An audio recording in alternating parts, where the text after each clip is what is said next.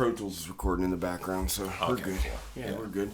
So Tom Todia, finally, you made it over, man. Yeah, man. Thanks for having me over. Your official title is audio director. Yeah, at audio director. Electronic Arts video game company. Yeah. So you've been doing this for quite some time, man. I remember back when we worked at Full Sail in the Mix Palace, when I think you and Chris Latham were kind of just starting to dabble in the sound for games. Yeah. We were talking about it. Yeah. So tell me how, just tell me about yourself, how you got into being an audio engineer and, leading up to what you're doing currently. Sure, yeah, man. So, we know each other from Full Sail and also from Renee Generate, yep. and similar people, but I started in music when I was a teenager, and I was just a skater and into punk rock and hardcore music. That's it. Growing up, that's all I was into. And I got into this really awful punk rock band, like everyone I knew. And we finally put together enough money to go make like a 3-song demo at this guy's studio, which was really just his attic. And he had like 3 SM58s like hanging from cables because we didn't have mic stands. Okay. So they just hung from the ceiling so right it's above kind the of micing kit. up the room. Yeah, but at the time, the only thing I'd ever had growing up was my little Porta Studio, my little plastic 4-track. Right. And everyone I knew, we'd have one of those and get sound into it, and they sounded awful, but it was fun. So when I went to this guy's place, he had an ADAT, which was like new at the time. I'd never seen such a thing, but it's 8-track VHS, Super VHS recorder, and I'd never even seen a recorder in person where you had like 8 VUs and you record 8 tracks at a time. I was like, what is this? It's magic. And he had a little mixer and the mics, and they were all on separate channels. And so the demo was bad because we were bad. But when it was over, all I had were questions for him about the gear. I was like, what is that? And he explained it to me, and he had a little effects unit in the rack, and I'd never seen that before either. And I realized, like, immediately I was more hooked on the gear and the process than I was on making the music. Right.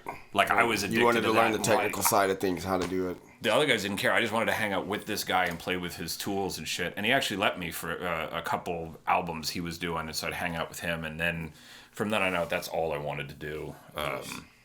And then I'd heard about Full Sail in my travels. I was moving around a lot, and it was the early to mid 90s, so it was just party time, back when they were just called late night parties and nobody called them raves right. yet. I was doing that and going to Tampa a lot from Miami and Orlando a lot, back in the day. And then also when what was this thing in Gainesville?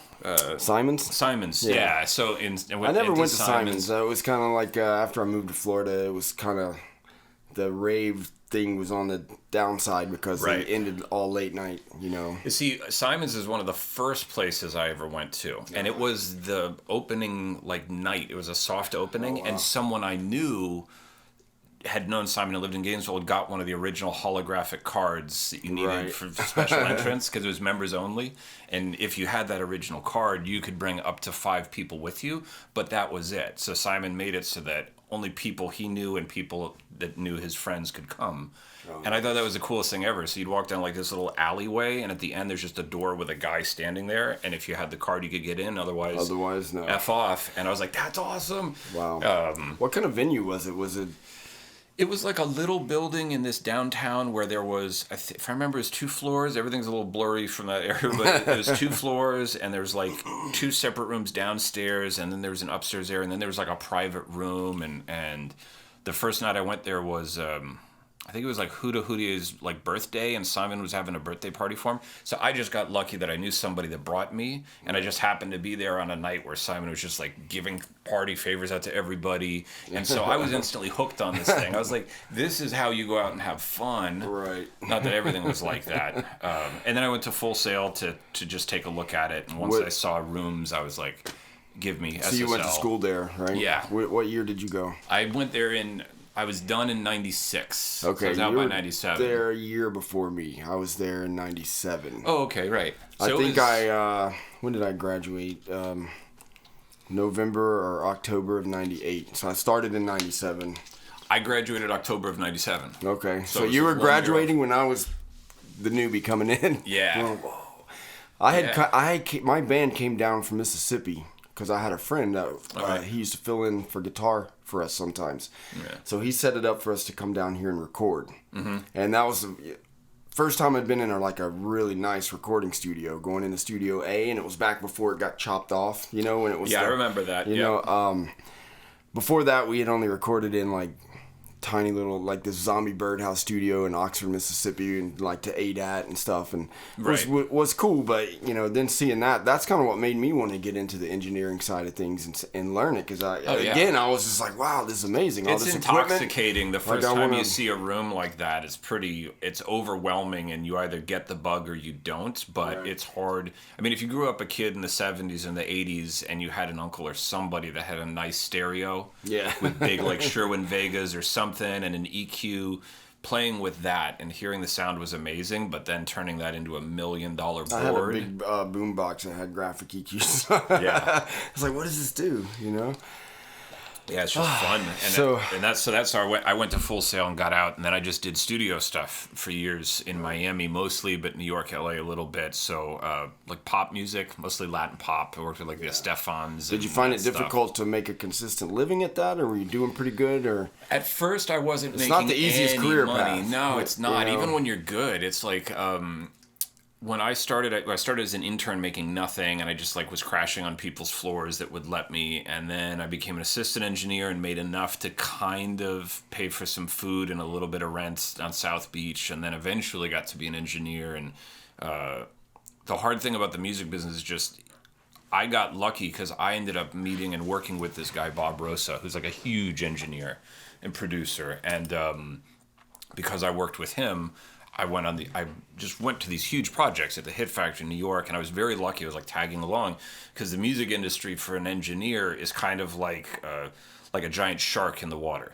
Right. The shark moves around slowly, but there's 6 or 7 fish that just hang out and keep them clean and survive, and they get protection and food and the extras. Gotcha. That's the music industry. It's you have to find a shark and then hang out with them until they need you really badly. So I was working 80, 90, sometimes 100 hours a week for years. Wow. And everyone I knew... I guess you could say you paid dues. Paid dues, man. Yeah. Paid dues. And I felt privileged. Everyone I knew that wasn't in the music business at all, or didn't do engineering work of any kind, or live sound or something, would always say, that's nuts. How can you work 100-hour weeks? That's the craziest thing I've ever heard of. So you're basically sleeping at the studio. Oh, yeah. You go home for a few hours, take a nap, come back, or just sleep there. Eventually, I ended up moving into a studio I worked at, into the room for guests.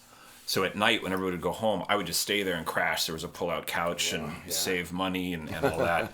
But in the music business, it was either you were working as much as me or kind of not at all. Hearing you tell this story, I think that a lot of people going into this, trying to be an engineer, trying to be, a producer or whatever they want to be. Yeah. I don't know if they really understand what they're going to have to do, and that they're not just going to, immediately be a millionaire. I mean, it might happen to some people. Some people might get a lucky break, but that's not the norm. That's not many. I know a lot of people that are amazing engineers and studio producers. And still struggle to this day, but it's what they do and it's what they love, and it's hard to kind of let go. When I was a teacher, I would say that to students all the time. So you're here now, but I hope you're really into this. Right. Because if you really wanted to, if you were thinking of money... and you grew up watching music videos, and you thought somehow the person that recorded Jay-Z is also a millionaire. Right. They're not. They're not, most of them. And we're the people behind the scenes that nobody knows or cares anything about. We don't go to the big parties usually. We just stay and work 100 hours a week. And I love doing it, though. I was a complete addict in the studio, and I got to work around people that... What's some of the bigger albums you worked on, or bigger artists? Or... Let's see, some of the big ones. I worked with first album I worked on was Jennifer Lopez. Oh, so that was her first album. Shakira, Brian McKnight, Ludacris, Teddy Riley. Oh wow! So you got a big list. Yeah, a lot of R&B and hip-hop, but mostly Latin pop music. A lot of artists from Mexico that, unless you're into Spanish music, wouldn't hear anything about it, but some huge artists How do you know Renee? We're talking about... we have a mutual friend, Generate, for people that are watching this that don't know. And he's an awesome, amazing music producer and engineer. Oh, yeah, he is, yeah. How do you guys...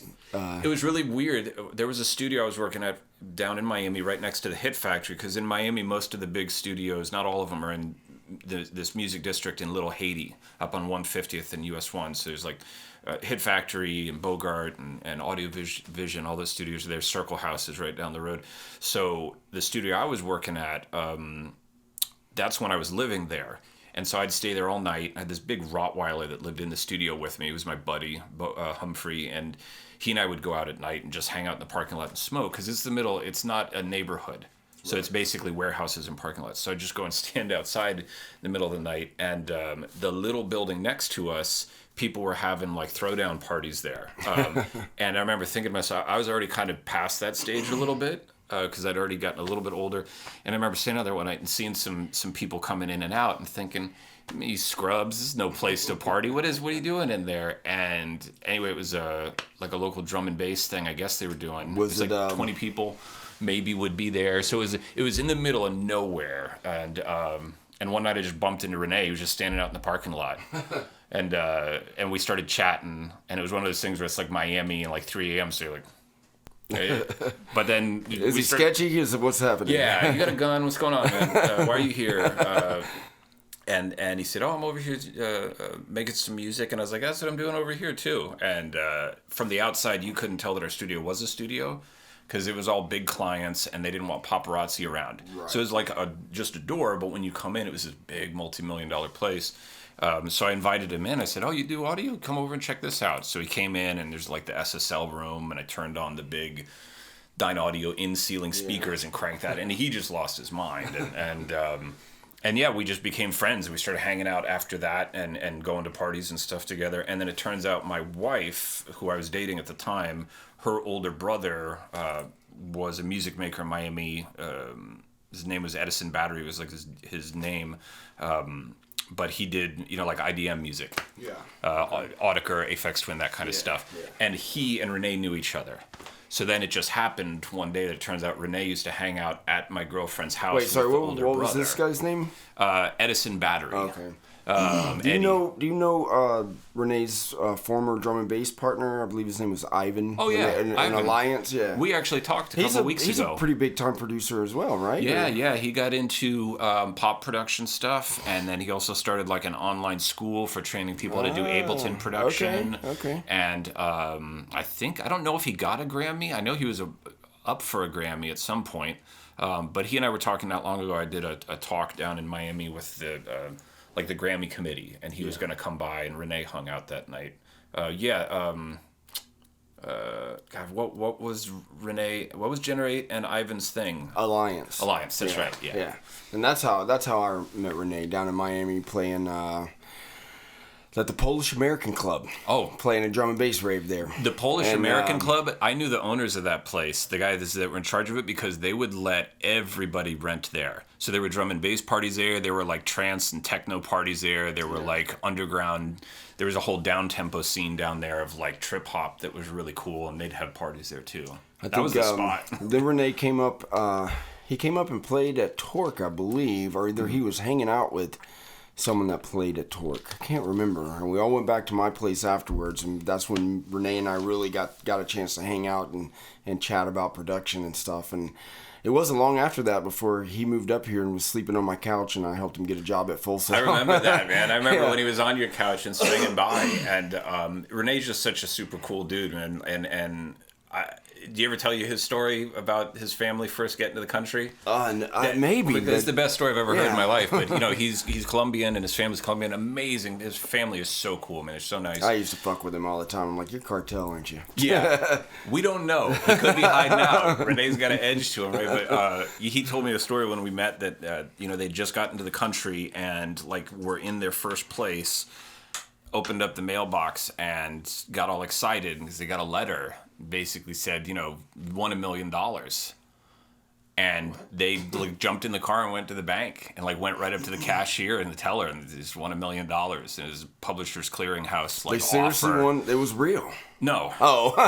But the whole family had just gotten here, and the idea that this was... I got you. It was one of the... So they go to the bank, and the bank teller's like, this happens quite a lot. It's not really a check for $1 million. They're lying to you. It's if you buy a bunch of old magazines, you could be in the running for it. And they're like, what? And I was like, that's the best. It's like, no, my mom, everybody. We got in the car. I was like, that's a great way to welcome people right there. What's the name of the studio that he helped build down in Miami? Do you know? Oh, I see all the pictures he posted. It looks amazing. Beautiful. It looks like a freaking spaceship cockpit inside. Yeah, that place is teched out. I forgot the name of it. I've got the link saved at home. But yeah, it looks beautiful. I know he had a lot to do with building the place. Talk often, or? Yeah, I saw him a couple weeks ago when I was in Miami. Oh, nice. And it's not often enough, but he came up and stayed with me during what was the last hurricane we had that hit us here like 2 years ago? My timeline's off. Was it Irma? Maybe. Yeah. Him and his son came up. It was awesome. Yeah, my daughter had just been born. She was only a month old. Oh wow. So, yeah, that's the last time I actually saw him. But we talk often. So yeah, we're all dads now, man. Pretty much everyone I know is. We're old men. Yeah. Yeah. Yeah, he's awesome, man. He turned into quite the father, you know. Like knowing him from before he had a kid to now, and like seeing the changes that he's going through, and super proud of all my dudes. Whenever I see because everyone that I know and have been friends with for a long time all has the ability to head the wrong way and be an F up. Yeah. But when someone becomes a really good dad, done my share of fucking up. Yeah, that's impressive. And right around that, so. I got out of doing studio production work just because the hours. It was killing me. Right. It was physically taking a toll. I was down at one point to like 130 pounds. Oh, geez. I weigh like 185. This reminds me about the lifestyle. Have you seen that documentary that was on HBO with Jimmy Iovine? Is that how you say it? Iovine? Yes. And Dr. Dre? Yeah. When he's talking about working in the studio with Bruce Springsteen and like... Totally. Yeah, days of trying to get a snare drum sound, and he's like, it's just a goddamn piece of wood hitting a drum. He was getting so frustrated, and they kept pushing him until, and then all of a sudden, it became a turning point in his life. I felt that same way with my mentor, who I worked for, and this guy used to work for Aretha Franklin, and he recorded the Stones, so he was a juggernaut guy, and multiple Grammys and Diamond records, and he was like that because he was really into Mutt Lange, the producer who did. He married Shania Twain and did her albums, but used to do the Def Leppard albums. And he was known for being psychotic about sound. And so he could spend days tuning a snare and moving a mic around. And he was like that with me as his assistant. I'd be miking the drum kit, and he's in the control room, and I'd have to move it like an 18th of a centimeter, and he could hear the difference and like, hold it. But then you know what it's like. You find just the right position. There's no way to let it go and have it stay there. You got to tighten. Right. So you have to kind of like overdo it and let it fall into the... And at first I thought he was crazy and didn't know what he was talking about. It was just to charge people money. But then after a few years, I realized the people that are really good... He really had a vision. They really can hear the difference. Yeah. And like any of the stuff that we do, it takes a lot of time to get that good. So let's skip ahead to... when you start getting into sound design for video games, or did you start just sound designing first, or what made you gravitate toward video games? I had no real connection to the studio in the sense that I had to be in the studio. Are you a big gamer? That or nothing. Oh, I've been a gamer my whole life. Yeah, all my whole life. I still am. I don't even own a gaming console right now. Oh, okay. It's pretty sad over here. No, you can just straight up call me a video game nerd. I'm not one of those people that plays, 30 hours straight of World of Warcraft or any of that, but I've always been a gamer.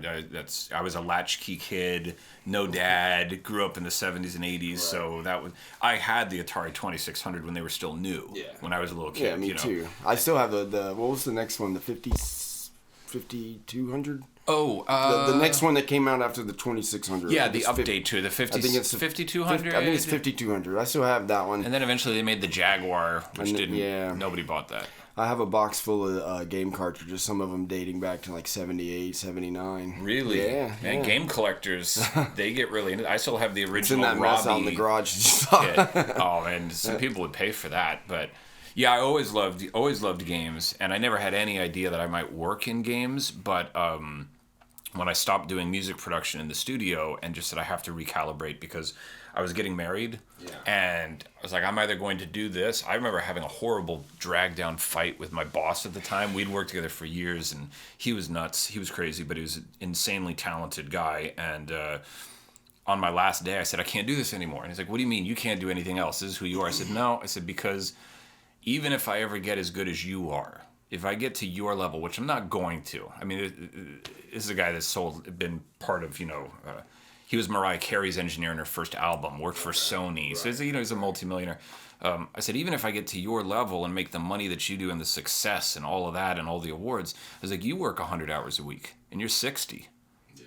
It's like, I don't want to do that. Like, I don't want that life. I didn't realize that I didn't want it this bad. And there's it's like all or nothing. You don't get big projects. What kind of hours are you pulling now, working for EA? I max at 40. Yeah? Yeah. EA treats me really, really good. I got in awesome. After the era of people getting overtly abused with hours in the game industry. Right. There's a big pushback over the last, 5 years to stop.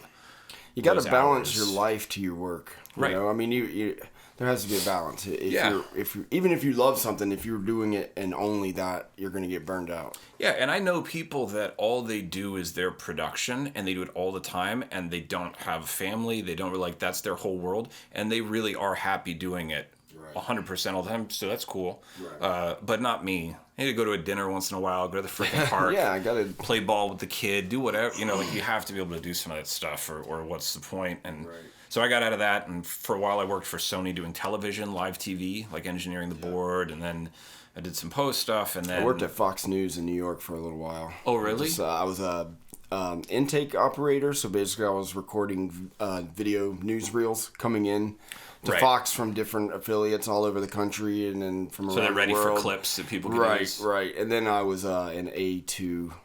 I did. That was all. It was a short stint, about a year that I worked there. Yeah. Sorry, I'm having allergies today. That's why I keep clearing my throat. They're kicking up.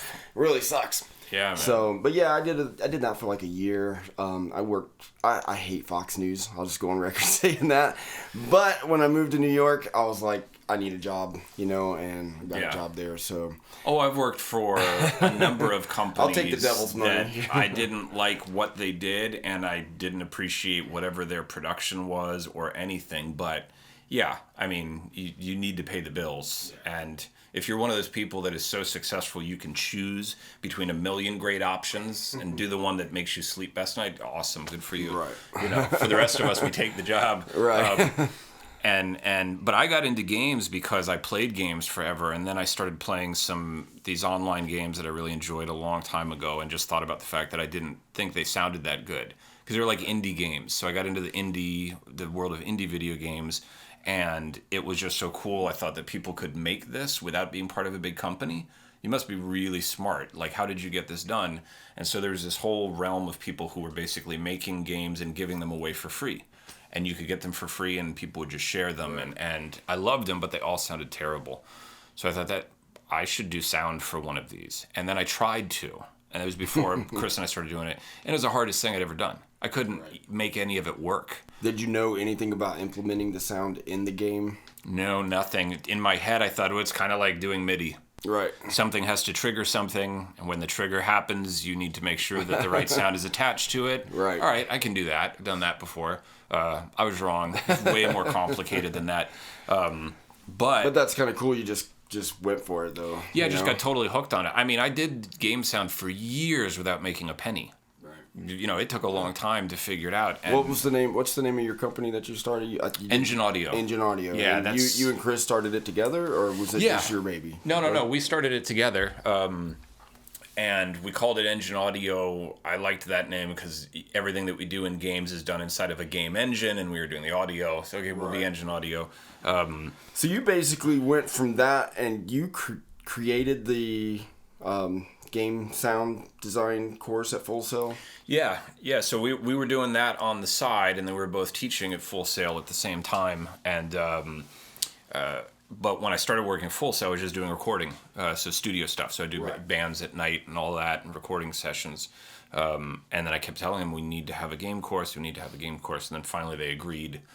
And then so we made it from basically made Built it it from from the ground scratch, up. right? Yeah. Yeah. And now there's like 3 or 4 courses on it there, so it's still going. Okay. But at first, people were like, I don't know if anyone's going to be interested in this. And I was like, career, video games, music, sound. Why wouldn't an audio person, especially if you like games, be into that idea? Right. I mean, it might not be the thing for you, but you should be showing it. Because it's also stability. It's hard to find a full-time 40-hour 9-to-5 job where you're doing audio. Just being an audio engineer. Right. Just recording bands or that type of thing. But in games you can do that, and honestly, I got really into it. Not really so much that I thought I could make a living at it, but it was an ego thing because I'm just an audio nerd. I love geeky audio stuff, right? Like I wanted to be a Max MSP expert, only because I saw it and it was so cool. I had to gobble it and let me figure that out. And I wanted to. It's almost like wrestling, where like I wanted to be as good as every other audio person I knew at everything, right? And then I tried games, and it was so hard that I felt like it was like the difference between, if you got into the military and you kind of like moved boxes versus like the Green Beret. Right. You want to be the Green Beret. You want to be the Green Beret. And you when want I to be did the elite. and when I did some game audio stuff and it worked, that's what I felt like. I felt like I was in the covert group of doing things that most people couldn't We know things that figure other out. people don't. Yeah. And the average person would be like, that's not interesting at all. Yeah, but it's to like, me, hey, it sounds cool. I just want to play the game. yeah. But I fell in love with it for that reason, just because it was so complicated and I wanted to master it. I guess like people get hooked on a Rubik's Cube. You're just going to kill yourself till you do it. And so, yeah, that's it. So I started doing that, and Chris and I did contracts for people, and we started small, and then it got bigger, and then it got to the point where we actually had to say no to contracts, and that was a big deal. I remember celebrating that first time I said no. Like, I'm to too somebody who had busy to money. actually take a new I'm client. like, I'm too busy. Wow. Oh my God. That's gotta be That's a good feeling. Yeah.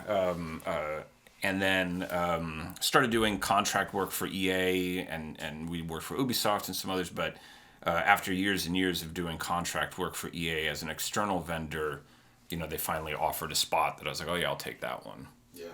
Nice. And how long has that been going? I've been there just a little over 2 years. 2 years? A little over 2 years now. For some reason, I thought it was longer, but... No. I mean, I've been working for EA for years before that, but in-house it's a little over 2 years, and I did an in-house contract years before that where I took time off of Full Sail and then came back. Can you talk about any games coming up that you're working on, or? Not any specific games coming up, no, but there's a lot going on over there.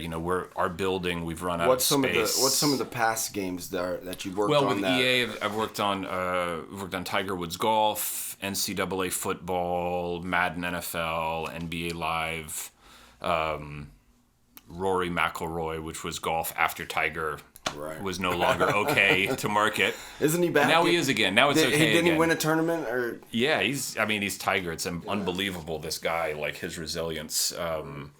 But yeah, they had a lot invested in him, and then of course it was like, ooh, can't stay out of trouble. Take me through the process from concept to at what part are you involved in the new game? Yeah. I know some of the games are continuations, like, Yeah. You redo the sports games. It's new versions every year. Yeah, and so forth. But we do NBA Live and Madden at our studio. So we do work on other projects, but those are our two main titles, and they're pretty much cyclical. So each year one will come out. Yeah. But if a new title's coming up, at what part is the audio team brought in, and at what part do you start to develop the concept of what you're going to do with sound design and where you want it to go? That's a good question, and it would depend. If you're doing it right and you're working with a company that's doing it right, audio is involved from day one, yeah. right away. Yeah. Like in the initial discussion of, wouldn't it be cool if we did this? Like, audio should be involved right away, because a game is made up of 3 things. It's visuals, you see it. It's audio, you hear it, and then there's interactive control. That's it. So it's 3 things, and audio is a big part of that. But just like in movies and other things, audio tends to be the last thing that comes along, but it's also a dependency item. Like, you can make a character in the game before I can make sound. So I know working in, I still do a lot of freelance stuff in audio post. Yeah.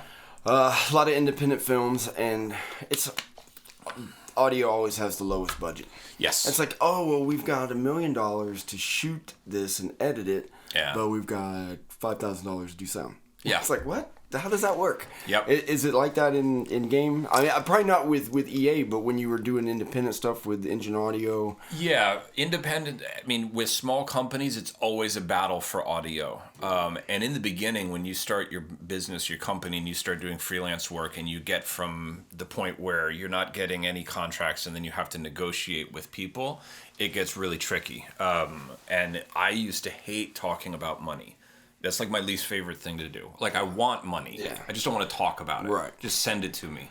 Let's like, not negotiate. Like, how did you know what to ask for when you were doing it independently? Like, what standards did you base it on? Asking for that money was the hardest thing. I swear to God, it's like asking a girl out. Like, you just feel so naked and like you're about to be slammed in the dirt. Like, oh, I shouldn't have done this. She didn't even like me. Like, I'll tell you, I actually lost a job because I didn't ask for enough. They were like, well, he's $1,000 less than every other makes people proposal. Nervous. It makes people nervous. And I was like, it was a lesson learned. I'm like, okay, well, screw it. I'm going to ask for... I've had a million of those lessons where you ask for too much, you ask for too little. It's always an issue. And the advice I was given by people who are already doing it is that you really have to come up with that number on your own. Right. You're not going to know what they pay, what anyone else makes. We're very much under NDAs, so I can't tell people what I made on a project for all sorts of reasons. And so that's scary. So I just thought, okay, how much do I think I should make per hour? What sounds good in my head? Right. And then after that... But then again, how can you base it on time? Well, I don't. Because you've got years of experience and knowledge that you might could do something really quickly, but you still deserve the same amount of pay if it took somebody a much longer. No, it's a really complicated thing to do, and you have to make sense of it in your own head psychologically as much as you have to worry about the number, just so you're comfortable with it. So I would start by thinking, I don't know, maybe I'm worth $30 an hour. Does that make sense? And I know this is going to help if there's any students that see this and any up-and-comers that have questions about it. I know this discussion is definitely going to help them when they're getting their first clients and they're trying to make their way and ask for money, which, like you said, is a difficult thing to do. It helped me a lot, people talking to me about that. And a few of the tidbits that I've learned is, one, the worst thing and the easiest thing to do is to undercut yourself. It happens all the time. It's a natural nervousness because you want it so bad and you want it to look like you're offering up some really good value. So it makes sense to maybe cut it down because I can do it for this much. And so the thing is, you have to figure out what number you think you are worth, and you do really need to stick to it. And don't be afraid to just say it. Just like you, I didn't lose the job, but I had a conversation to this day that I find interesting where I was working on a project for a couple of years, a game, and that game got bought by this company in New Zealand, and they decided to keep Chris and I on. And I said, hey, you guys want to do sound for this? And we said, yeah, let's keep doing that. But in our first conversation, what we were charging, the guy came back from New Zealand and said, I think you're charging too little.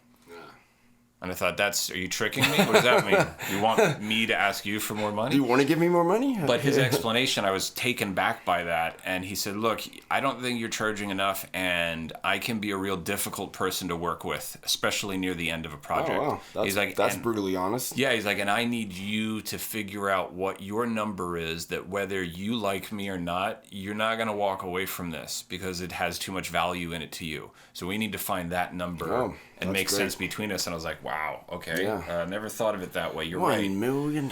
So I just took the number that we were already doing and I just doubled it. That's all. I had no frame of reference. So it gave me twice that much. And I told him on the phone.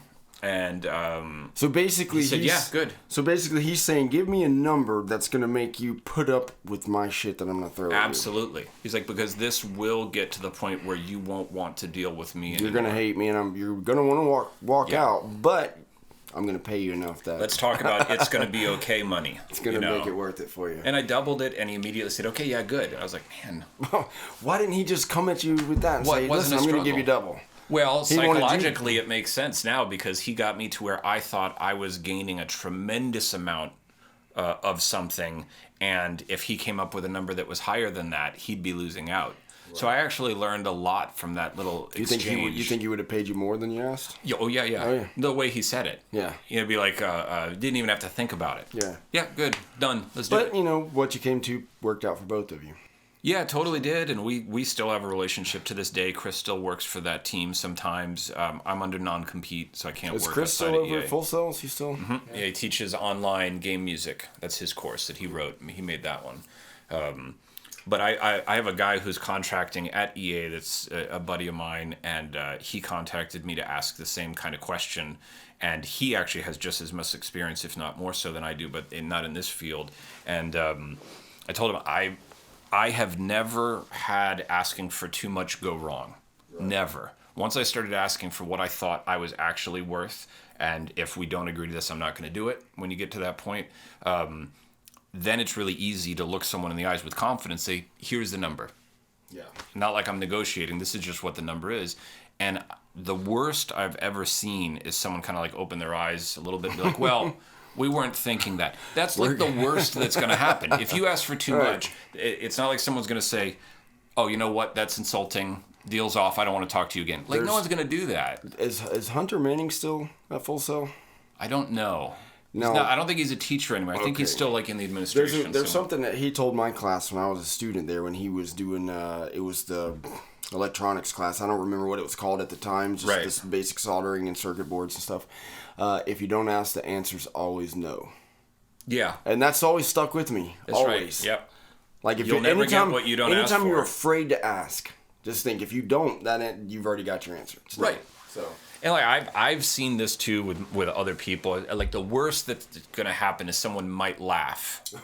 Or a little ego hit. Right. Like you think you're worth that much, and then they'll probably come back with something else. But if you undercut yourself, you're not getting any more than what you asked for. Right. Very rare. Maybe it happened, in situations like mine where the guy told me I doubled the money. But for the most part, if you ask for the number you want, the worst that happens is somebody disagrees. If you don't ask for enough, that's all you're getting.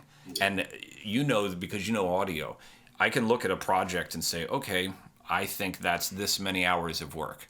But audio is an art. There are days when I can get a lot of work done, and then there's days where it's just nothing is happening. Yeah. Nothing I'm happy with. Yeah. And because you make music. Yeah. There's times where you can knock stuff out. Sometimes it's flowing and it's going, and sometimes after 30 minutes to an hour, everything just sounds terrible. As you get older, I'm like, this sounds worse than when I started. Oh, yeah. Yeah, no, the number of times I've taken a cool groove that I was working on and then just kept working on it until I was like, I forgot what I liked about this. There have been weeks at a time when I walk by, I don't even open this door. Yeah. I get a block in my head. I'm like, I just can't do it. Like, I have ideas, but I can't make it happen. I've learned to not be upset by that because there's an ebb and flow to it. And no matter how good you are at what you do, there's days where just nothing is happening. And I've learned to recognize them now. And when that day is happening, I stop and do something else. You know what? I've wanted to redo my cabling forever. Yeah. I'm going to do this today because otherwise you're beating a dead horse. I've tried to get myself in a habit of just like, even if I have those mental blocks, just come sit down and start doing something. Yeah. Do something. Yep. Listen to sounds, listen to sound effects, go through some, maybe I'll come across a sound that inspires me to do something or. Oh, absolutely. Yeah. And sometimes just opening up like a plug-in that I bought forever ago and never messed with. Right. And just run signal through it and do stuff till something happens. Okay. That's kind of neat. And yeah, so there's ups and downs, and you have to get used to those. Any technical stuff you want to talk about for the young aspiring engineer that's coming up that might want to? Well, I mean, jump in the yeah, we don't have to, but yeah, no, I love talking shop, man. I'll just tell you, you're definitely way more of an audio engineer than I am, as far as on the technical side. The experience and background that you have. Well, we're audio people, right? So we have different things that we focused on. Right. Like Renee and I have worked together and done a bunch of things together, and he's an engineer now. When I first met him, I was an engineer, and he just made music, but he already had an engineering sense about him. Right. When he got into Full Sail, he definitely dove into and learned everything he could. Oh, he's an addict, like he's like most of the people I know that stick with it. You're addicted to it. But we all have our specialties and our things we focus our time on. Right. I certainly couldn't sit down and write a drum and bass track. I mean, you wouldn't want to hear it. But the technical side of making games is weird because every company does it different. There is no standard. There's no standard. If you were to say this is how games are done, there. Is there even like a standard software for implementing sound? No. There are some that are very popular. So there's Wise, which is like the Pro Tools. I think I learned industry. that Full Sail sent me to San Francisco. Mike Orlowski and myself went out to GDC. This is many years ago, right. and I think that was a common thread in all the talks that I listened to. Was there was no set way of doing things, No, and that's one of the things that I really like a lot about interactive game sound is that it's really, really collaborative, and we kind of reinvent the wheel constantly. Like when I was working on albums, you're one cog in the production, right? Like there's all this going on, and when the album's finally done, it's like, yeah, the album's done, all right. But in a game scenario, when you design sound for games, you kind of run into little roadblocks that have to be fixed all the time. You become like a mechanic, and you're as much of a problem solver as you are a sound designer. And I think for some people, they hate game sound for that reason, because like, I just want to work. I don't want everything breaking all the time. Right. Whereas I really enjoy it because there's a constant little trophy that needs to be like figured out. Yeah. So every day I get to solve like 3 problems I'd never heard of before, and it keeps me on my toes. And I never had to do that in the studio. Right. Like either the gear works or it doesn't, and then you get sound or you don't. But after a while, I mean, if you learn the automation and routing and everything else, you basically know what the room is doing. Right. In my room where I make games, every day things are happening. I'm like, I don't know what that is. Why is that broken? What is that? So you have to be part detective. How often are you out collecting new sounds and recording? I know you usually start from a recording raw sounds or synthesized sounds, or like what's your mostly process? For me now it's mostly raw sounds because of the titles I work on, sports titles. Right. So we do a lot of field recording. We'll go to I go to a lot of basketball and football games and fly around and do that stuff. But then do you also go on the court? You guys are bouncing the ball and that kind of thing, getting all those raw individual. Yeah, I just redid that not long ago at the RDV Sports Complex here, where we rented out the basketball I wonder court. how much is that sound going to change from year to year as you're updating the game or coming out with? It depends. If something is really awesome, we're not going to replace it for no reason, because the truth is people don't really hear that stuff. Right. There's a couple hardcore fans out there that will notice these little tiny changes. But it's like cleanup. Every year we're trying to focus on the things that need the most repair and then replacing them, but we're constantly shuffling new assets. Like even something like a dunk, the sound of a dunk. There's like 10 different years worth of sound of dunk. Right. You have to have a pretty large back catalog of those sounds. Oh, you've got a million sounds, terabytes and terabytes of sounds. But, audio people, we're never quite happy with anything. So even if something is good, you want to open it and make it better and tweak it. That's just who we are. And it can be tough when you're working with producers of games that don't do audio, because at the director level, I work with the producers on the team that do other stuff, and they can never get that through their head. They're like, no, this doesn't sound good enough. I need it to change. And the fact that you don't recognize it and the audience doesn't mean anything to me. It has to be changed. Right. It has to be improved. And if I start thinking like you do and the audience does and not noticing it, well, then I'm not the right person for the job. Right. So you basically have to just remind people to tell you when to shut up and like, we're not doing it, Tom. Not this year. Okay, save it. So what consoles do you have at home? You have them all, or you just... No, I do a lot of Windows gaming, and I'm mostly a PS4 fan. Okay. The last console I had was a Xbox One. Yeah. I got rid of it. I just wasn't playing it enough. Right, just sitting there taking up space. I was using it to play. I was using it for Netflix. Yeah. And I'm like, I don't need it for that. So right.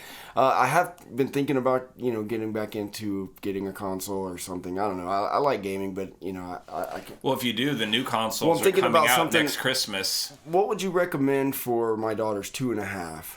So she's not quite there yet. The Switch, man. It's the Nintendo Switch. The Nintendo Switch. I love games that don't play on the Switch, but honestly, I think the Nintendo Switch is probably the best console that's ever been made. Really? Without a doubt. Why? We have one in the house. It's just, everything about it is awesome because it's handheld, but the screen is big enough and HD enough that you really can get a good experience. Okay. But then you can just pop it in and it shows up on the TV. You can hold the Switch and let somebody else play with the controller off the TV. Okay. You can play movies on it. You can take the little things off the side and it becomes a separate controller. Oh, it's like a little transformer I think that game would be system. great. Right now she has an Amazon tablet, the Fire tablet, I think. Yeah. And she learned it quick, man. She's like all over that thing. Because She kids watched are smart, man. Yeah, Kids she's gonna are be way smart. smarter than me. If you give it to them, they'll figure it out. And I would totally get the Switch. I think it's an amazing console. And also, Nintendo, you can just buy Nintendo stuff and know that it's going to be appropriate for kids. Right. But not just that it's appropriate, that they really go out of their way to design games where you're learning as you're playing. Yeah. Like, there's some basic building blocks of learning. I did have a Nintendo Wii for a few years, and that was fun It was super fun. For a while. I loved the Wii. I loved it. But I'll play really hardcore games that are Windows only and really violent, but then also go and play like Wii Tennis and love them just as much, you know. But I would totally get a Nintendo Switch for a kid in a heartbeat. Okay, cool. And for an adult, you know. Our latest game that Chris and I worked on before I stopped doing that is coming out on Switch soon, and I'm excited about that. So I've never worked on anything that came out on Nintendo, and as someone my age who grew up, I mean, like Mario and you know, Mario Kart and those things are what really did it for me. So. I remember playing Super Mario Brothers, and there was no save function. It's like, okay, gotta go to school. Hope the power doesn't turn off. Yeah, leaving don't it on. touch the machine. Do not touch this. Yeah, my life depends on it. As soon as I'm off the school bus, it's like we gotta go. Yeah. Now, I still play, it's funny that I play games almost every single day, and it's another thing that we laugh about sometimes because I used to play too many online games. I don't anymore, but I got to be one of those people that did too much, and my wife, rightly so, pointed out years and years ago, she said, you know, aren't you getting a little old for 5 hours of online gaming? You know, are you sitting there with the headset on and the whole thing? Yeah, I was totally jacked in, and then I realized she was right, and then I felt embarrassed. I was like, what? So, besides being interested in it, I thought, if I don't start making money at this, I'm not going to be able to do it anymore. Right. So part of it too was just putting myself in the world I wanted to be in. Now there are kids making money playing video games now, right? I'm just kind of I'm so out of the loop on this, but on the esports thing, it's crazy. It's much bigger in other countries, but it's getting really big here too. Yeah. But I think a lot of people don't realize you go to like South Korea just and built places. A facility for this, right? Yeah. They've got the Armada Palace now, and where's that? Nice. Where's that located? I haven't been over on the campus in years. It's where the studios were, and then, you know, like just down to the right where the main entrance is, where you can go back to Zachley's. Mm-hmm. To the right of that, that's the Armada now. So it's in that main building to the right where there used to be some, like, I think, graphic arts rooms over there. Okay. And it's pretty nice. I went there. It's teched out. They're doing tournaments. One of the students that just got into Hall of Fame is the main esports director for Blizzard. So she does like World of Warcraft and Overwatch and Hearthstone and all those big games, and they're doing a Hearthstone battle there soon. But yeah, the people that play games and successfully at esports levels, some of them are getting like $5, $10, $15 million contracts, like Major League Game people, you know. And where's the money coming from? Is it advertising? Is that what's... It's everything. Just like products. You know, they have mice and gaming chairs and headsets that are named after them. Wow. Ninja, who's one of this kid Ninja. I feel so old talking about this, but... I'm not really into it because I think I'm too old. Like, I think that's great that it's happening. A lot of gamers that I know that I work with, too, will get upset, though, because I'm very blunt. I don't care. And I'm just like, it's not a sport. Yeah. Like, yes, it is. I'm like, no, it's not. And I'm saying that as a gamer. No, it's not. It's not really a sport. You know when I think about a sport, I'm thinking about something physical. Of course. A physical action you're doing. And not just now, like I'm not tough saying it's guy. not difficult and it's not work. You know, you're not using your mind, to do this, but... No, I've had this argument with people who disagree with me, and I was like, look, I'm saying that as a big lover of it, but it's not. And if it's just that a skill makes it a sport, okay, well then if I'm the best at using chopsticks, is that a sport? Chopstick sport? Like, is it really? No, it's not. If you have to practice and train and compete, and granted, that is what they were doing, but yeah, you're just sitting in a chair and doing this, and takes eye coordination and all of that. I was like, but it's okay to admit it's not a physical sport, and it doesn't have to be. And if you make $10 million doing it, why do you care if someone doesn't think it's a sport? my Miss Pac-Man, that's my game. Yeah. I've always wanted the arcade game in my house. I just have never. If I got an out the money. arcade game in my house, Miss Pac-Man would be on the list of ones to get. Yeah. Also, Galaga. Well, those usually come together. It's a Miss Pac-Man and Galaga game together. And I think now they have them. You can get them for about $2,500, I think. You want to have like a bunch of games in it. My friend Kevin bought his wife one. Smart man. Every time I go over there, I'm kind of jealous. I'm like, I'm gonna steal this from you guys. She kicked my ass in Miss Pac-Man. We had an ongoing battle for many years, from way back when we were all roommates, and every time she beat me, and I love that game. I had to hang my head down. Classic. As far as like what I played on Xbox, it was Red Dead Redemption was good. Great game. Yeah, I love that, and Grand Theft Auto. Grand Theft Auto to this day is still one of my favorite games. Yeah, it's just like there's so much to do. You can play the game. You can go, create havoc. I've played every single Grand Theft Auto from the first ones where it was top-down 3D view and it wasn't like a real... Oh, really? Yeah, it used to be just top-down. You look at the cars and drive around in the early days, and I played all of them. Yeah, I wasn't in it back then. Never finished a single one because they're just so big, and the only one I finished was, I believe it's Liberty City. Oh, yeah. I did finish it.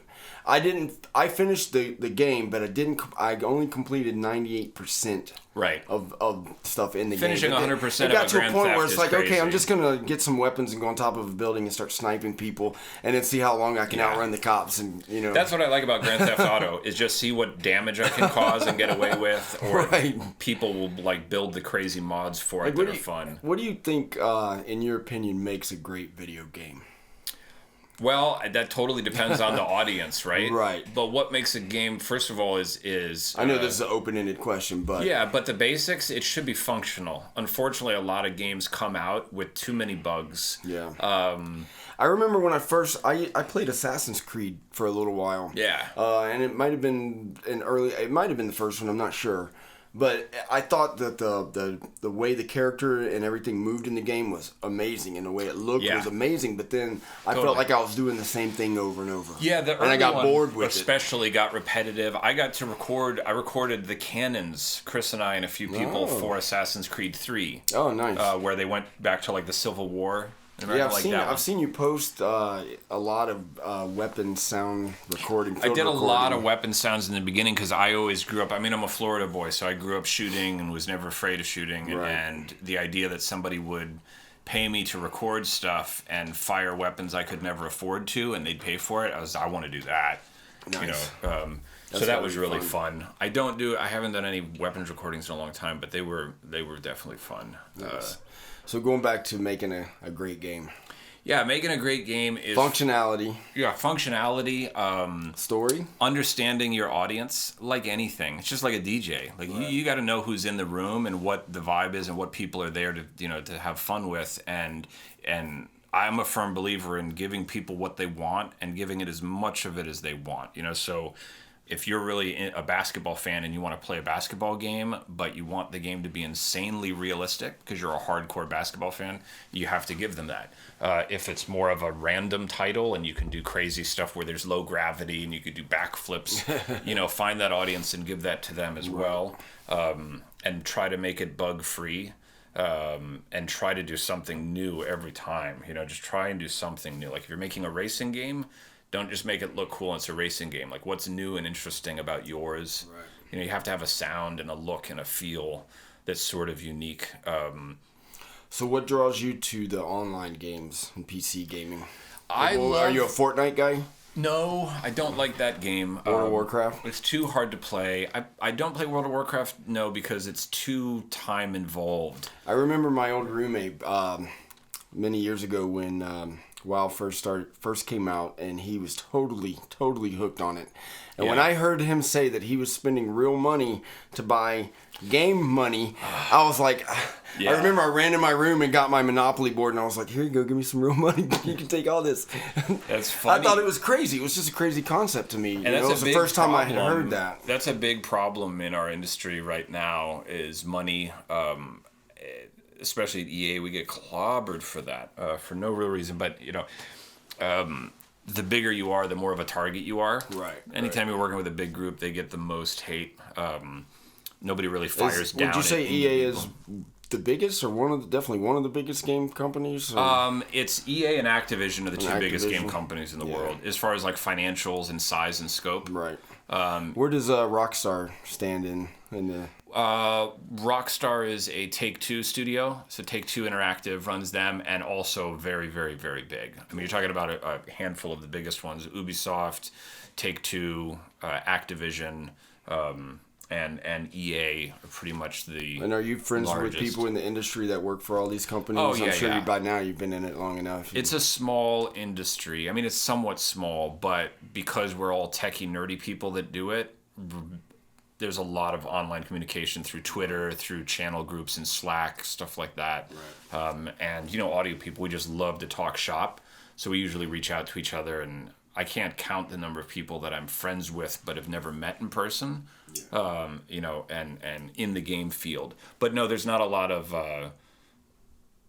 you're on that company, so we're not cool with you. Like, nobody gets like that. It's not that kind of competition. And it's also because audio people are transient. We tend to move around, so you never want to be a jerk anyway, because the odds are you're going to be a jerk to someone you might be working with one day. Like, don't do that. You might want their help one day. It's a small world. Yeah. Plus, life tends to be better if you're not a jerk anyway. Right. Don't burn bridges. Yeah. Blow them up. No, I'm just kidding. Yeah. Destroy the bridges. But tech-wise, like you're saying, tech-wise, every single game is unique unto itself, and it tends to be more about problem-solving than the tools, because in game sound, we get to invent ways of doing things that don't exist all the time, because we have programmers there and stuff, and tech artists. That's what I really enjoy about it, right? So if I was working in the studio again, we have a console, we have outboard gear, we have our recorders and Pro Tools, and then we have our automation system, and they all lock together a certain way. But once it's set up, it's an enclosed system. Right. You just want to keep it running. Games isn't like that. Games, we might be working on a new title and realize there's a feature coming that we can't do. Like, our engine doesn't work that way. It doesn't even have that. But that just means we have to build it now. So you guys are creating... We create new tools, ways to do things. New ways to do things. That's pretty. And it is really fun because you get a group of people in the room, like a software engineer and a technical artist. In our field, a technical artist is someone who's kind of between a software engineer and an audio designer. They can do scripting. So now, and if there's something with the sound that needs to happen that your engine doesn't have the capability of doing yet, you're talking to the software. Who are you working with to make that happen? A software engineer, which is basically like a programmer that can do C++ and all the really complicated stuff. Gotcha. And then usually a tech artist, if you have one, and they know about sound, but they also know about programming. So they can kind of interpret between the sound designers and the software engineers what's really going on. And then the sound designers and the audio director, and we'll usually get into a room and just say, here's the problem. We need this to happen, doesn't work right now in that game at all. How can we do it? What are your responsibilities as audio director? I mean, are you the one implementing the are you just kind of overseeing the projects? Or both. Essentially, audio director is in charge of the sound of a game or studio. Yeah. So you're responsible for kind of everything. I do budgets, make sure we're doing our quarterlies properly, interviewing and hiring, people management, remote contractor management, sound design, design meetings, and then recording and sound designing and implementing, a little bit of everything. And sometimes I'll take some of the work and move it over to a person. Sometimes I'll keep some of it for myself if I really want to do it. But even then, if you talk to 5 audio directors at different companies, each one of their jobs is slightly different. Yeah. There's no stamp of almost anything in our industry, especially at EA. We use all proprietary tools, so we don't use Wise and Unreal in those tools. We have our own things we've made in-house. Gotcha. So they only exist there. That's pretty cool. So you guys are just constantly building on your engine and making it better and doing new things and new it's ways. A giant house of cards is what it is. Wow. And some of it is beyond my understanding. That's when the software engineer has to come in. You're like, I need to do this, make this happen. Yeah. And I love having a technical artist too, because I really just like sound. What's a technical artist? So technical artist is kind of like Chris Latham, my partner. He's a sound designer and he does all the same things I do, but he's really interested in the tech art stuff. So if you have a tool like Wise, it does audio work right out of the box. And then you have a game engine that basically communicates with it and automates it back and forth. It's like a two-way communication. But tomorrow we're going to do something new in the game, and Wise and Unreal don't know anything about that. A tech artist will build a design, a series of, it's like writing scripts to make something happen. They'll create new methodologies and new tool sets, and hopefully they work.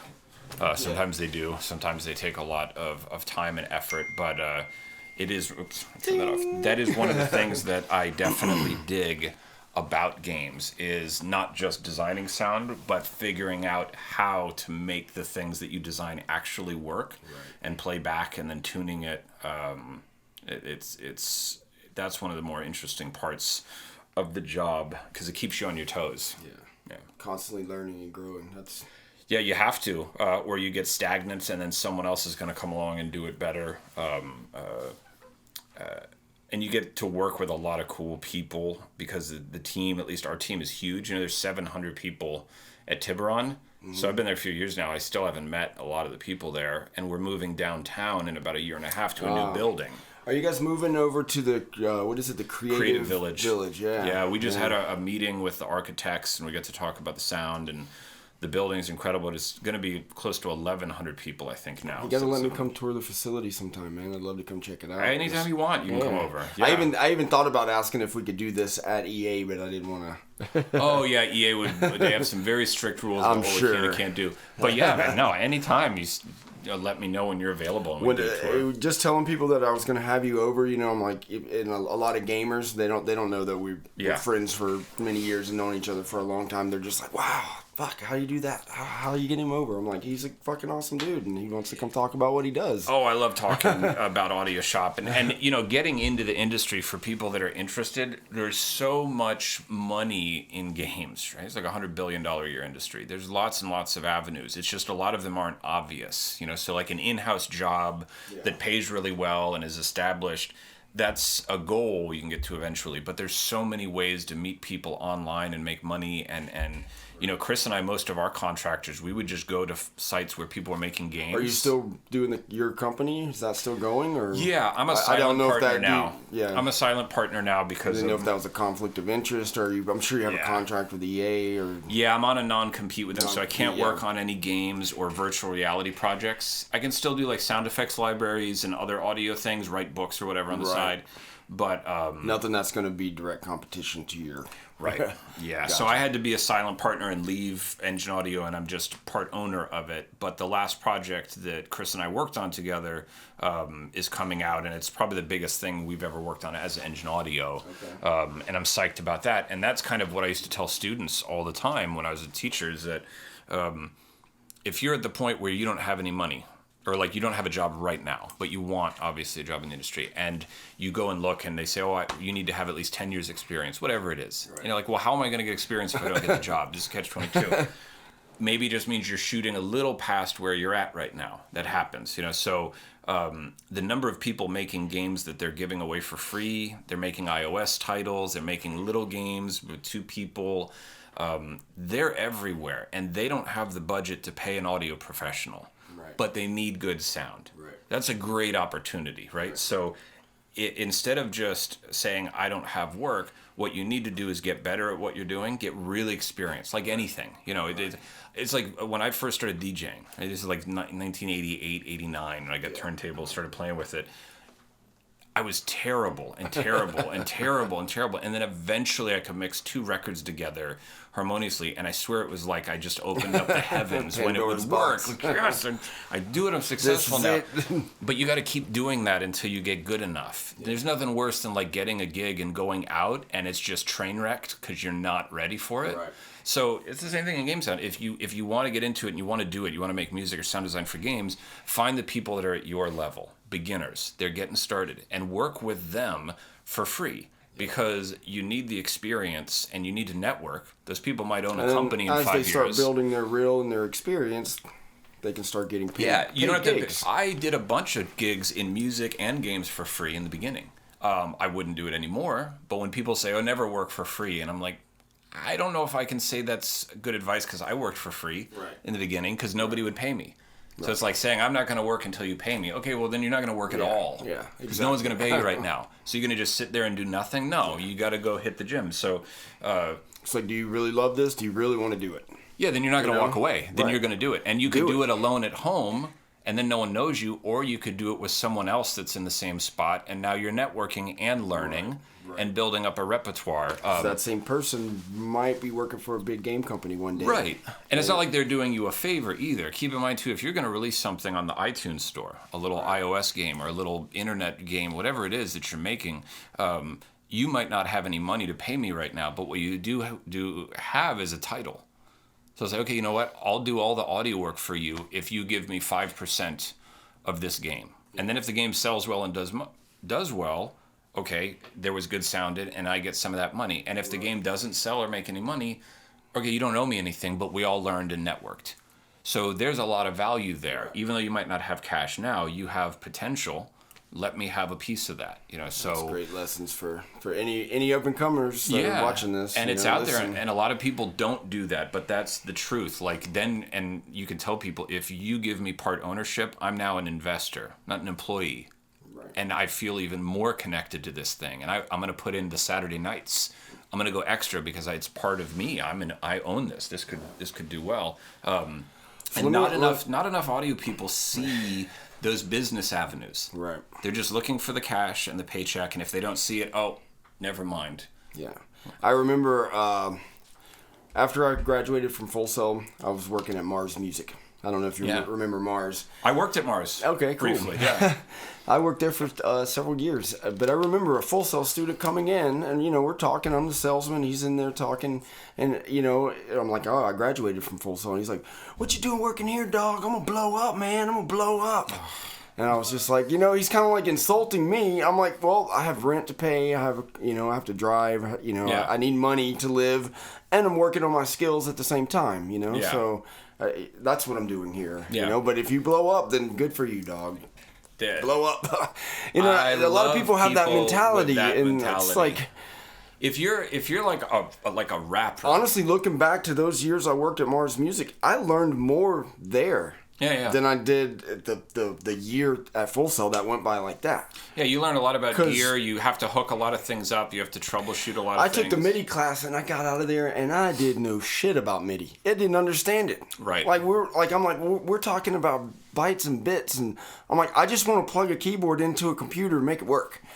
So and the guy that was running the keyboard department at the time, and he was totally just self-taught. His name is Jason Hilton. He's a really good friend of mine still. Jason. Jason, right? He worked at Full Sail for a long time. He taught me so much. That's Jason's a badass too. That's another badass that we both know. Yeah, I remember going to class and learning about MIDI and feeling like I didn't understand anything, and then working with this Jamaican artist that did everything in MIDI, and he taught me what ins and outs and throughs really were, and he taught me how to separate out MIDI channels and assign sounds to channels, and then drums were always on 10 if it was rolling. And then after a while you learn how it actually works. You're like, oh, I get it now. And that was one of my biggest problems when plugins and VSTIs first started coming out. I wanted them to work exactly like MIDI. Right. Or I was like, how do I open up channel 1? And how do I assign something? Oh, it only does that one thing. Yeah. Right. And you learn a lot of stores like that. But also, I don't think you'll find any audio professionals that make a living at audio and pay their bills with audio that don't have a lot of hustle stories. Right. Nobody gets out or starts in the business and isn't hustling and stays with it. Right. I mean, I've worked all sorts of jobs. I did installations for home theaters for a while, so I'd put wiring in walls for people. I worked in a movie theater doing sound. I sold equipment. I worked at Mars. I worked at Sam Ash. No, not at Guitar Center. I did work at Sam Ash. They when Mars went out of business, I stayed on right till the bitter end. Yeah. And Sam Ash didn't buy them, but they took over the location on Colonial, and I helped set up that store. Oh wow. Yeah, that was the good old days. It was cool. I met a lot of people. Another thing that working at Mars. You meet a lot of networking people. I met everybody in the city that was doing stuff. Everybody comes through there. I met people that worked at radio stations, that worked at post-production studios, that were musicians. You know, and I got a lot of freelance work. You know, people would come in and they'd buy this little digital recorder and they're like, "Can you come over and help me, you know, set up my guitar?" Right. Yeah, sure. You're gonna pay me. And then there's a slide, you know, the music business. Everybody so you needs got, problem yeah, solvers. it's like, yeah, Everybody. I need $100 tonight. So yeah, I'll come over and teach you how to do that. Yeah. So, well, Tom, we got to start wrapping this up soon. But before you get out of here, where are video games going in the future? Tell me something about that. Oh, what? Because I know you got the inside scoop on things that are happening, things that are coming. Well, we've got the new gen of consoles coming out soon, and they're really very powerful. But I mean, all it's going to do is give people higher quality. It's not that different. In the future, augmented reality is going to take over everything, but that's not for some time, right? So there's virtual reality, Are those which the I'm games really that into. I've seen where you're looking at a table, you're looking either through glasses or through a phone or a device, and you're seeing... And it exists in the world with you. That's augmented reality. Yeah. Yeah, that is going to be the future. Like virtual reality, I'm really into. I have a Vive set up. I play virtual reality at home. Okay. Because I did some VR work for people, so I got into that. But VR is like one person sort of in a space. You have to be encapsulated. AR is something where you can bring it with you. So eventually people will just have basically sunglasses, and the computer is in the sunglasses. These already exist. They're just not practical yet. Right. So the computer's in the sunglasses, and you have an AR screen in front of you, and it's voice command. So, you know... now, I'm seeing these new contact lenses that are going to give people night vision, crazy zoom control. Yeah. You think that would be incorporated into the... Oh, yeah. Yeah. Eventually, it won't be sunglasses because... eventually we will just be augmented human beings. Right. We all know that's coming. 2047, that's the singularity, according to Robert Kurzweil. Yeah, it's coming. I think Kurzweil always jumped the gun on his timing a little bit. Because I was like, there's that argument of AI, and will AI be exactly like humans? I'm like, well, no. They'll get to the point where we might not know the difference between a human and an AI, but an AI will never be a real human. I know there's the fear that that AI will destroy humans, decide that we're a plague on this planet. They don't need us anymore, but then the AI might decide that it's not needed either. Well, the AI just like... If it, it depends AI are like, guns and bombs, right? It's the same thing. They only do what they're programmed to do. Well, I think the whole point is that it becomes... self-aware, that it actually starts thinking on its own. Well, and that's beyond but that's what we're designing them to do. Right. You're making them think, and they will think and continue to think. And if they are programmed to be concerned with their own survival, and you start allowing them to build on that, then eventually they might decide it's better off. But I think people want to put too much human emotion into AI. Right. Whereas like if an AI does something bad, it's probably because they were programmed to have that potential. Whereas with a human, we're crazy. A human can go from good to doing something evil like that, and you don't know why. An AI is going to do and then what's feel bad in its about nature. it. Yeah, I don't think the AI is going to have remorse about anything. It's going to be... Not unless it was taught how to have remorse. How do you program remorse? It's only going to do what we teach them how to do. Right. And there's enough bad people in the world that there's going to be a lot of people teaching AI how to do bad things. Yeah. What are you going to do? Yeah, I mean, all new technology is used for weapons eventually, right? That's usually... Or from the start, that's how they're Anything created, that can be monopolized and turned into a weapon of any kind, someone is going to do it. That's the inherent nature of mankind. God knows why. That's a whole nother podcast. Yeah. We'll talk. Maybe we'll do that when we do the medical cannabis card podcast. We'll get into that. Totally into that. But yeah, I mean, without getting too deep into like tech and all that kind of stuff, the truth is everywhere you go in the world of game sound, the tech is different. Right. And that might seem nerve-wracking, but in a way it's just kind of fun. Like, how do we do it here? Okay, how should we do it here? Okay, let's rebuild that. And it is one of the few parts of our industry where you're constantly allowed to think out of the box and it's expected. Right. And you're not expected to just do things in design. If you're going to stick around, you have to have new ideas. Yeah. You have to come up with things. Most of them don't work and are bad ideas, but you have to be developing them all the time, and that's kind of what makes that an interesting side of the business. But if you want to get in, you apply for jobs and you keep applying, and the most important thing to wrap this up for me is I know people that will apply for a job once and not get it, like, oh, and that's it. That's it. some of the people that are on our team and on other teams have applied for the same job 5 times. Right. First 3 wasn't the right time. The 4th one, there was somebody better than you in front. The 5th one, the thing about that is be persistent and be patient and network and get yourself and keep honing your skills in the meantime. Because most people that get a spot anywhere, people think, how'd you get so lucky? It's like they've been talking to me for 3.5 years and they've proven that they're not going to quit. Yeah. Like I've given some people opportunities because I thought, I don't know if you're ready for this, but you're really serious. It's not luck. It's persistence and drive and going for the goals that you want. And that tells you this is the kind of person that doesn't give up easy. Right. And if we get really stressful and in like a dark if you corner, bring that you're going to keep on, doing it. They're going to be there. Right. They want to be there. There's nothing worse than somebody that gets one no and they're done. But I can understand that because we're human and we have egos, and it hurts. It hurts. Oh yeah. That rejection is hard to get over, especially for some people. It's crushing. Yeah. So I understand that, but if you really want to do it, what you're saying, be persistent, keep working on it, keep going, and don't stop until there is opportunity. Keep knocking on the door. And people appreciate repetition. They really do. And you, being a manager in this industry, see that, and that's obviously the kind of people you want on your team. Yes. Somebody that you've had to say no to multiple times, but they're still knocking on the door. Oh, I totally appreciate that because that tells me you're mature. You're the kind of person that can deal with that and come back and well, check out what I've got now. And you have to, in a weird way, think of interviewing as kind of like dating. Right. In a weird way, the number of people that will come into a job application like EA and they're into audio and they're into games, but they'll walk in with like no information ready to go. And like, we're getting to know each other now. You don't know what games we make. Right. You don't know how long we've been here. Did you study at all? Because this is your time to show that you're a good interviewee and this is your first impression. Yeah. And you're just here like, well, you're going to take me or not. And that amazes me too. If you're going to go to an interview, study and be ready. Do your homework. Right. Because it says something about you that you come in with the information. Yeah.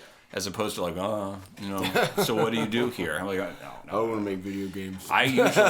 When I interview people, I let them ask me questions, and that freaks people out. I'll be like, shoot some questions at me. They just say what? I'm like, they should have some questions. You should have some questions ready. Yeah. What do you want to know about us? Are you going to hire me? Do I get the job? That's funny. Sometimes. Thomas, this has been awesome, man. We've got to wrap it up. Absolutely. Thank you so much for having me over. Sorry if I'm a little slow today. I had a gig last night, but I have so I got home late. No, I can't tell, but it's Sunday, so all is forgiven on a Sunday afternoon. I didn't get too drunk. I only had a few beers, so I'm not hungover, but going on a little bit of sleep. My daughter doesn't care. She's like, hey, they don't. Daddy, it's time to play. No, kids don't give a damn about your sleep schedule. It's great. It's great. But cool, man. Thank you for coming by. My pleasure, man. We'll do it again soon. Definitely. Yeah. And then we'll have you over for